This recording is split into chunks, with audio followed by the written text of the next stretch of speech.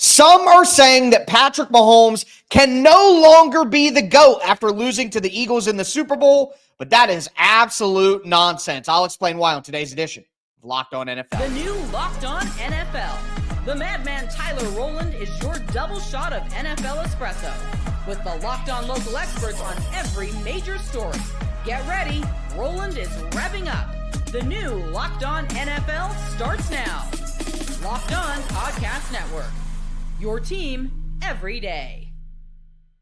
Football fans, welcome in to the Locked On NFL podcast, bringing you a double dose of the NFL's biggest stories with help from our local experts that know your favorite teams like no one else. I am your host, the madman, Tyler Rowland, joined today as I am every Tuesday by Locked On NFL expert Lauren Cox. On today's episode, we're going to tell you who can take down the Eagles next year. We're going to talk about why I'm not so sure the Eagles are set up for a dynasty, but we'll start with the conversation around Patrick Mahomes coming out of that loss in the Super Bowl to the Eagles. Before we dive in, I do want to thank you for making the Locked On NFL podcast your first to listen each and every day, and for being an everydayer here with us at the Locked On Podcast Network, where it is your team every day. Lauren, again, I'm seeing a lot of conversation out there about Patrick Mahomes and who he can be and why he can never be the GOAT ever again. It can never happen for him after this loss. I don't know. Yeah, imagine if we had the verdict on Tom Brady's career after 8 seasons and didn't give him the rest of the time to become the GOAT. Like that, it's a little early here. It is just a little bit early, but the reality is Patrick Mahomes did not play well in this game. Our guys at Locked On Chiefs talked about that reality. Going back, and while he didn't play, it's hard for me to say that he played good. I don't think Mahomes played good. I don't think he even played average. I think he had a bad game, especially early on. But the last 2 turnovers are not really on him. The first turnover, absolutely. He threw the pick directly, missed the linebacker cutting or the corner cutting across. That's on him. He gets his body hit on the second one. That's a play that it's going to happen. Maybe you shouldn't have made that throw. Third turnover, you're getting sacked. You're trying to take a shot. Those are the plays that happen in football. He didn't play well enough to win this game. But I do think that if I look at this as a glass half full type situation, the one thing that I will say that I'm looking at this is last time Kansas City had a Super Bowl like this, they made serious changes, and they ended up going to 3 of the next 4 Super Bowls. I think Chris makes some excellent points there. 1, Patrick Mahomes did not play well enough, and 2, it's not like he can't bounce back. You mentioned he's only 29 years old. You look at Tom Brady's first 8 seasons. I mean, he went to 5 Super Bowls. I believe he was 2-3 in those Super Bowls. 3-2 at best. This is not the end for Patrick Mahomes. And look, I'm somebody who I had Patrick Mahomes as the 3rd best quarterback of all time going into the game. I still put Joe Montana above because my opinion is when you have greats who have both won at a high level, how much winning they've done is what separates those players. So I'm going to go, with Joe Montana, Tom Brady at the top, Joe Montana next, and then Patrick Mahomes. To me, this doesn't mean that he can't be the GOAT going forward. And players are playing even longer, especially at the quarterback position now, than they used to. Patrick Mahomes definitely still has time to win more Super Bowls, definitely could still become the GOAT. You look at some of the playoff statistics that he has over Tom Brady. I just think that we always do this. We can't just have a reaction. It's got to be this major overreaction. You can't just say, Patrick Mahomes isn't as good as Tom Brady. That's not the case. Told you. It's got to be, he can never be as good as Tom Brady ever again. Like it's got to, we can't just take one step. We got to jump all the way over. And I just don't buy it. Patrick Mahomes can absolutely still be the GOAT by the end of his career, which is only about halfway through at most. Yeah, it feels to me like this ends up being a conversation like about the quarterbacks, but really it's about everything else around the quarterbacks, right? Like part of why Patrick Mahomes played so poorly was how little support he had compared to previous runs to the Super Bowl with these teams. And if you want to keep the Brady comparisons going, Patrick Mahomes now entering his 9th year. Brady's 9th year is when Randy Moss came to town and he threw for 50 touchdowns and led the NFL. Like all it takes is, you improve that supporting cast a little bit here, there, or get the right mix. And that's such a big part of why we think of Brady as being so great, in part because he had some great years when they gave him some great support. Yeah, you're 100% right. And for me, I talked about this after the game at the end of yesterday's show, but I compared it to Tom Brady. And you look at the phases of his career. Look at LeBron James and how long he's played. You know, you got the phase of the first Cleveland run, and then the Miami and secondary Cleveland run, and then you have the final phase of the Lakers, tenure for LeBron James. Like, there are different phases of careers during these great long runs that we see people have. And I don't think that Patrick Mahomes is quitting anytime soon. So I think that right now for the Chiefs, and we'll talk a little bit about the Chiefs' bigger issues towards the end of the show. But for the Chiefs, this could be a situation like that Tom Brady went through, where that first version of the New England Patriots that won 2 Super Bowls, they were a defensive-led team. He was a young quarterback. He wasn't who we think of as the Tom Brady that we know. He was a young quarterback, similar to like a Ben Roethlisberger in his early years in Pittsburgh. You know what I mean? He really was a true game manager, more akin to, a Kirk Cousins, Derek Carr style player at that time early in his career. And then you're right, that second wave where he lost those championships to the New York Giants. You get Randy Moss, you add Rob Gronkowski. Now he's this prolific offensive quarterback that's throwing for 50 touchdowns and doing all this stuff. And then you go into the years later where he's this savant who may not be putting up the 50 touchdowns all the time, but will just pick you apart with his mind and is almost the best version of himself. The different phases of a career are real for these longevity superstars. And I think acting like, this first phase may be ending for the Chiefs with Kelsey and Chris Jones and maybe it coming to a close, that doesn't mean that the new window can't just open right back up when you have a player that talented, like you pointed out with Randy Moss coming to Tom Brady. Well, and it's crazy. Like, we're talking about the Chiefs like they missed the playoffs, right? They were in the Super Bowl and lost. They went 15-1 this season. It's like, it's a team that just made it to the Super Bowl. Are they cooked? It's like, wait a minute. What about every other team that didn't make the Super Bowl? Like, why we're knocking them down way below all these other teams that they beat on their way to get to the Super Bowl? Like, this was a bad game by Patrick Mahomes for sure, and a lower season for him, but like not some like death knell on the team that won 15 games and went to the Super Bowl this year.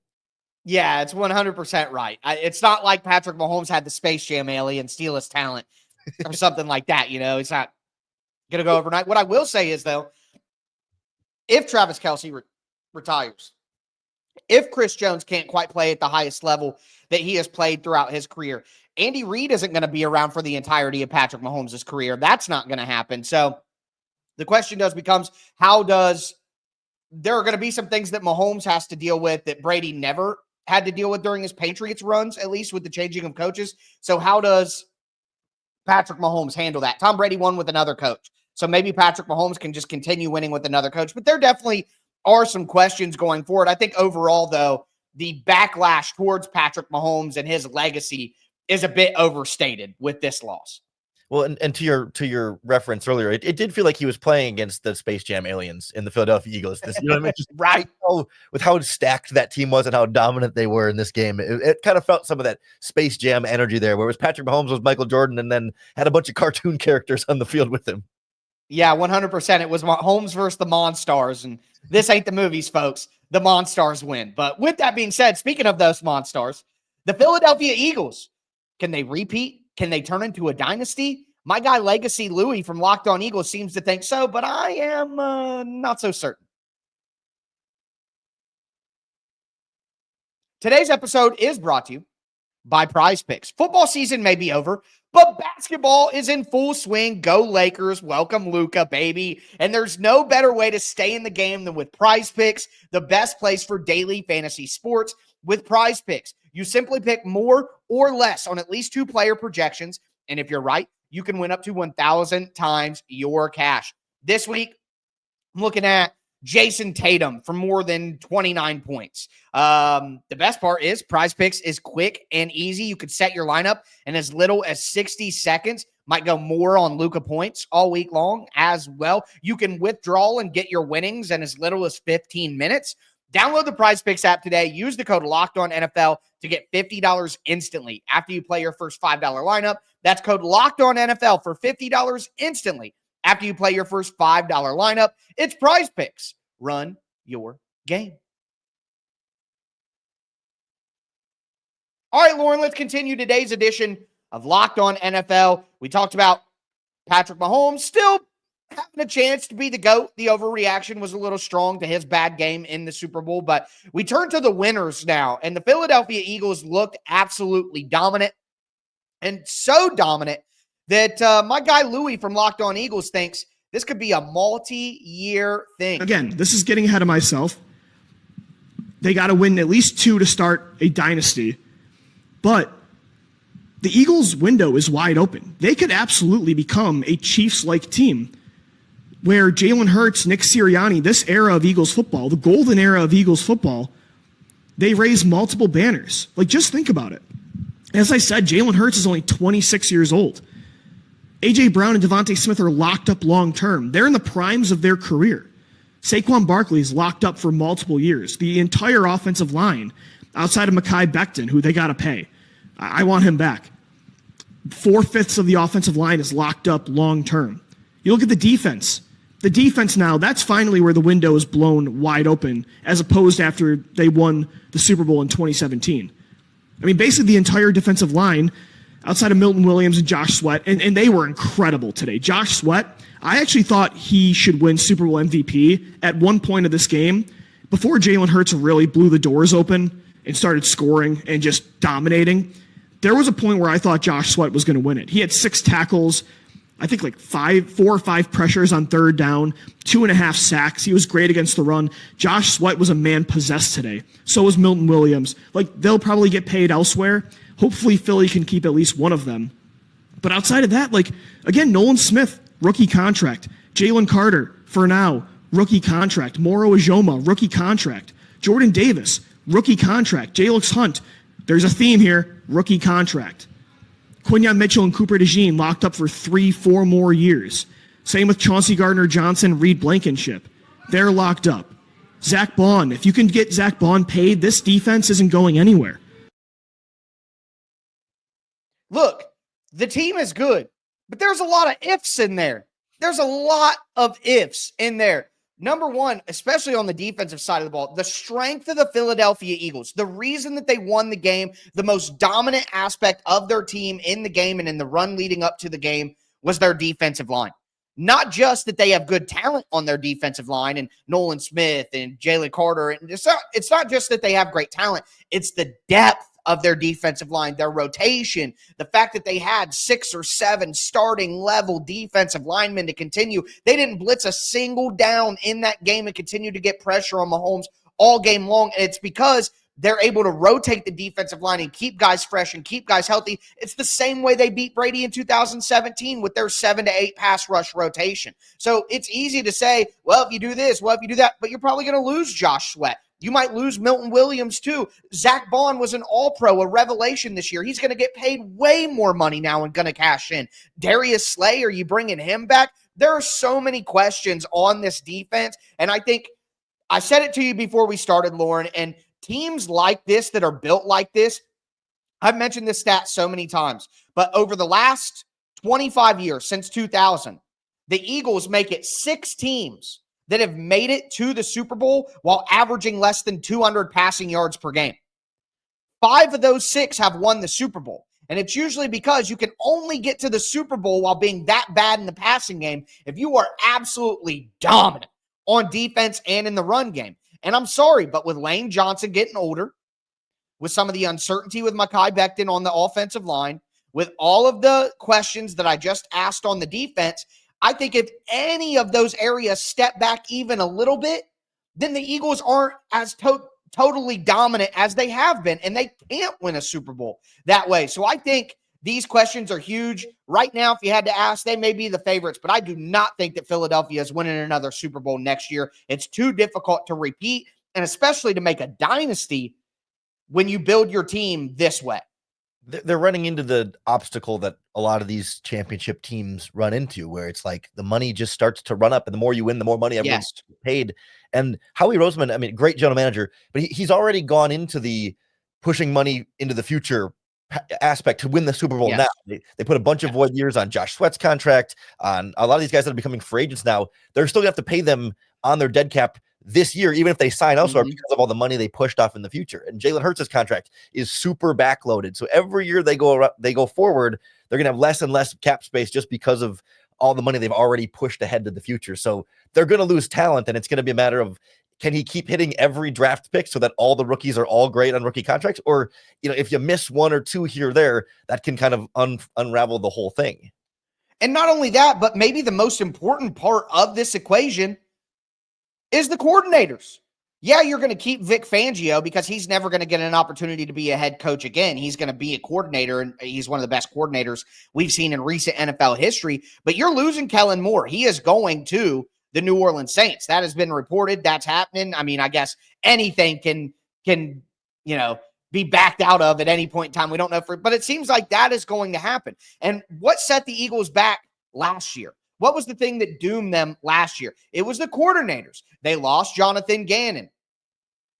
They lose Colts coach Shane Steichen as their offensive coordinator. So when they lost their two coordinators after getting to the Super Bowl, replacing those coordinators the next year was difficult to do. They didn't do it well enough, and their team suffered mightily because of it. Now, 2 years later, Nick Sirianni has to replace that offensive coordinator once again. And look, you may say, well, they're keeping Fangio and the defense was the reason that they won. Well, they have a lot of roster questions on the defense. Yes, they're keeping more of their pieces on offense. They're not losing as many people there. But they're losing the offensive coordinator that took them from being a bad offense to being a good offense again. So the talent drain that happens when you win at this level, not only on the roster like what you're talking about, but with the coaching staff, is Nick Sirianni going to be able to find a good enough replacement quicker than he did last time? I'm not so certain, which gives me doubts as to whether the Eagles can win next year. That's such a good dynasty point that I don't think we always notice, is that whether it was the Brady Patriots or now the Mahomes Chiefs, they had the same head coach, of course, but then same offensive coordinator. Josh McDaniels was there the vast majority of the time and then came back. Matt Nagy's been in Kansas City the vast majority of the time, comes back. Belichick has the Patriots defense the whole time, Spagnuolo the whole time. Like, there's this continuity among the coaching staffs. Yes. In Kansas City that helps them be great consistently, even when the roster is changing here and there. The Eagles haven't been able to cement that kind of continuity, but maybe if Fangio can lock that down and Sirianni is the offensive guy, maybe they can start to build that, but they haven't. This is just the beginning of that, and we don't have that locked in just yet. And that is why, Lauren, my point of overall, my philosophical point about hiring coaches in the NFL is, yes, the CEO leader type coach is super, super exciting and he gets people fired up and he inspires buy-in. But the hardest part of being a CEO leader type coach in the NFL is hiring. That is people always talk about the roster, the players, the coach. It's hiring coordinators when you're not a schematic coordinator, when you're not a schematic head coach. Like Nick Sirianni doesn't get enough credit for being in the Dan Campbell, Mike Vrabel genre. Like, he is that genre of coach. He just doesn't get the respect that those other guys get despite being to a Super Bowl and winning a Super Bowl. He should get that respect now. But what comes with that is hiring coordinators. It doomed Mike Vrabel in Tennessee. We'll see what happens to Dan Campbell now that he lost his in Detroit. Like, that's the big question for this style. And ultimately, I think that hurt Bill Belichick at the end of his time in New England as well. So the test for the CEO leader, and Belichick was a scheme lord on defense. Maybe you shouldn't be put in this conversation, you know what I mean? But at the end of the day, that'll be the big test. So for me, it's not just the roster, it's the coaching staff and how that shakes out that will determine if the Eagles turn this into a dynasty or repeat. And I just don't see it happening. I wish we had a little bit more corporate synergy, because that would have transitioned right into a LinkedIn ad if we had one today, but unfortunately not on the docket for this one. Darn. 100%. But what you could say is, though, Lauren, is that the Eagles are going to take a gamble on a new offensive coordinator this offseason. And with that in mind, today's episode is brought to you by FanDuel. When the game tips off, the NBA action is just getting started, and there's no better place to get in on that action than FanDuel, America's #1 sportsbook. With FanDuel, you can place live bets throughout the game, so even if you miss the opening tip-off or want to bet on a fourth quarter comeback, you can stay in the action. If you're looking for bigger payouts, you can even combine your live bets into a same-game parlay, and I love a same-game parlay.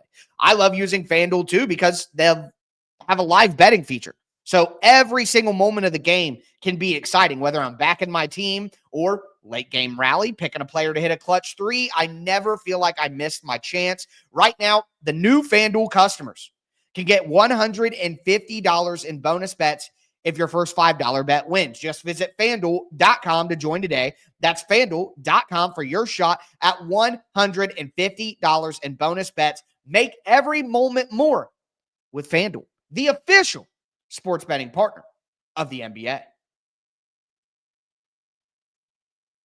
All right, Lauren, how about that for a professional segue? But we move right forward. We've talked about Patrick Mahomes still being able to be the GOAT. He's got a lot of career left. Talked about why it's going to be really difficult for the Eagles to repeat. But now I want to talk about who might have the opportunity to knock Philly out. And obviously, the number one team that's going to come up is the team that they just lost, or the team that they just beat, and that's the Kansas City Chiefs. But the problem for the Chiefs is, like with the Eagles, they have a lot of issues remaining as well. And our guys at Locked On Chiefs broke down what to look for next. Going back and looking at this, the biggest question that has to be answered is what are they going to do on the offensive line? And maybe actually I take that back. That's not the biggest question. But the biggest question we're not going to get an answer to for a couple of days, because I don't think that he's going to make a verbal decision in the next couple of days, but maybe I'm wrong. There's rumors that Mr. Kelsey is retiring. We will see. That is a question that is going to need to be answered, because the reality is this offense has run through the tight end position for as long as Andy Reid has been here. If he is indeed retiring, that completely changes what you're going to have to be able to do on offense, and changes what Patrick is going to be able to do on offense. And you're going to have to address that in the draft and probably free agency. Yeah, multiple solutions there. I'm not sure that I think that's the end result. I could be wrong. But I have, my gut tells me that this is not the end of the road for Travis Kelce. Okay, it may be, it may not be, but either way, a ton of questions like on the offensive line with the weapons. I just want to say this. The Kansas City Chiefs get a lot of credit for their ability to draft and develop. That's how they've kept this winning going, is hitting on these draft picks.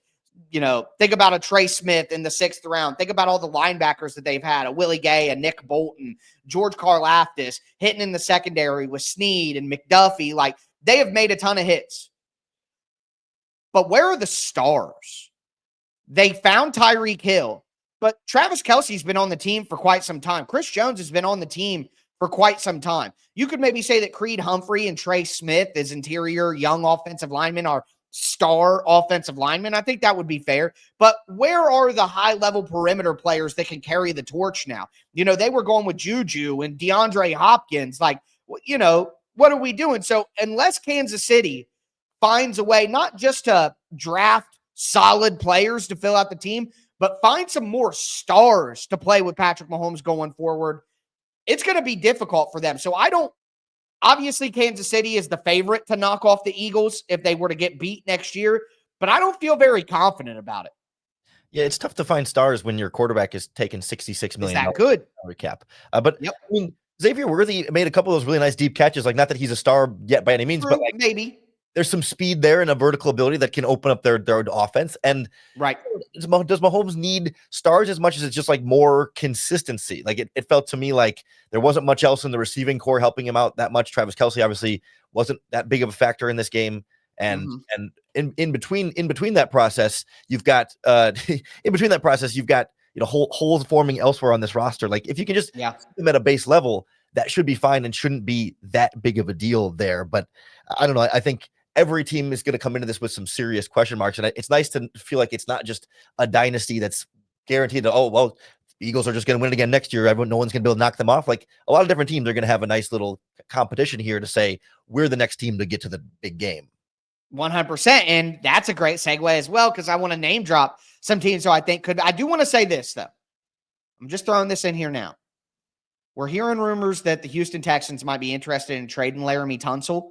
If I'm the Kansas City Chiefs, I get on the phone and I get Laramie Tunsil and I solidify that left tackle position for the next couple of years. And then we'll go from there on everything else. But if Mahomes has to run for his life, he's not going to beat anybody in the big moments when they have a good defensive line. But the team that I think is probably number one on the list, if you're like, hey, which team could win it next year if it's not either of these two teams, I think the Detroit Lions probably make the most sense. You want to see how Dan Campbell bounces back with the hiring of coordinators, you know what I mean, and how the new coordinators do. But the Lions clearly have a ton of talent. If they add even more talent, they get Aiden Hutchinson back, add some pieces on defense. I think the Lions right now are probably at the top of my list of teams I think could win the Super Bowl next year.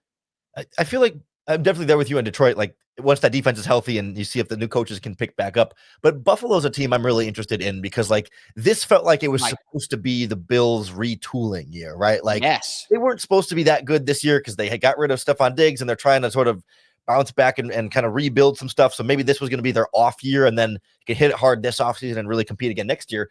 They kind of in some ways overachieved then. And I feel like, man, they have an opportunity to add some more weapons for Josh Allen. Most of the rest of that starting lineup on both sides of the ball is coming back. I think, Rasul Douglas is a free agent in the secondary, but for the most part, they're not losing major important players other than maybe Amari Cooper on offense that now they got some room to work here and can put together like pieces more intentionally as opposed to entering this year. They kind of just had to fill some spots to get by. And now you can sort of take that step forward to get more on track. Yeah, I'm with you there. I do want to throw one sleeper out there. The Pittsburgh Steelers, if they trade for Matthew Stafford, think if the Steelers, if you're the Steelers, why not trade for Stafford and Kupp as a pairing? I think that Cooper Kupp right now is a negative asset. I don't think that like in the NBA, you'd have to attach a pick to Cooper Kupp to get somebody to take him. We don't see that very often in the NFL because draft picks are so valuable. You know what I mean? You're not willing to give up a second-round pick to attach to Cooper Kupp to get rid of his salary. Like the NFL teams don't want to do that, and that's smart. But what if the Steelers were to send a first-round pick and a fourth or fifth round pick? Well, Amari Cooper and the veteran receivers got traded for around that. How about a first and a fifth round pick for Cooper Kupp and Matthew Stafford? If you're the Pittsburgh Steelers, their defense, get more help on the offensive line with the rest of your capital that you have in free agency in the draft. You have a much better quarterback in Matthew Stafford. Now you do have that second chain moving wide receiver with the big play threat of George Pickens. I think that Matthew Stafford can make the Pittsburgh Steelers a major sleeper for the Super Bowl. If you're taking on the Stafford contract and the Kupp contract, are you going to have money for the offensive line and a running back, by the way, with Najee Harris going to be a free agent there? Screw running backs. Jalen Warren's better anyway. They got Cordero Patterson coming back. They'll be fine. You can find it's a great running back class in the draft. Great elite running back class. Maybe, you don't have the high end talent that you would normally see, but we're going to see maybe, 10 to 15 running backs go in the draft. I think Pittsburgh could replace the running back pretty easily. Yeah, I agree. I think offensive line, and then there's a couple pieces on that defense that I think are entering for a couple of their corners. Not that it's impossible to replace, but big quarterback and wide receiver change tends to be where all the money ends up going, and then it's like piecing together the rest. And it's like, are they a Stafford and Kupp away from a Super Bowl, or is there more work to do there?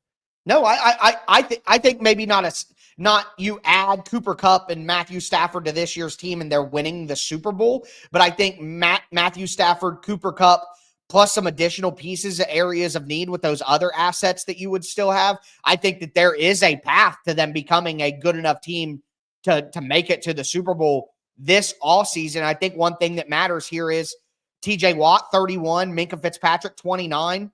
If you're Mike Tomlin, this might be the last couple of years of this window of this defense as it's currently constructed. I think you do go all out and see if you can get it. And look, Mike Tomlin is a great coach. I don't think the Steelers are going to walk away from him. But at some point in time, you do need something different. A fatigue does set in for where they're at. So I think now is the right time for the Steelers to make that move. Is there another sleeper maybe that you have on your mind before we get out of here?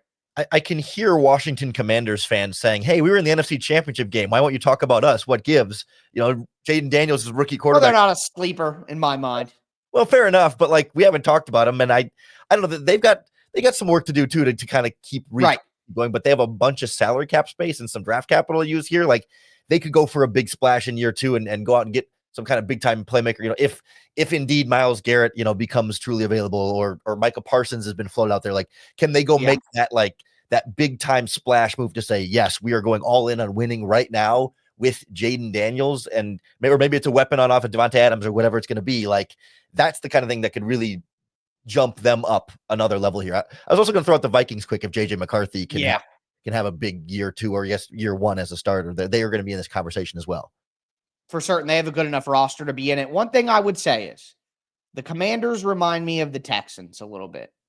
Maybe you go out and you make a big edge. So you sign Josh Sweat from the Eagles. You go out and you get Devontae Adams because you need a number one wide receiver. Feels a little bit like Stephon Diggs and Danielle Hunter.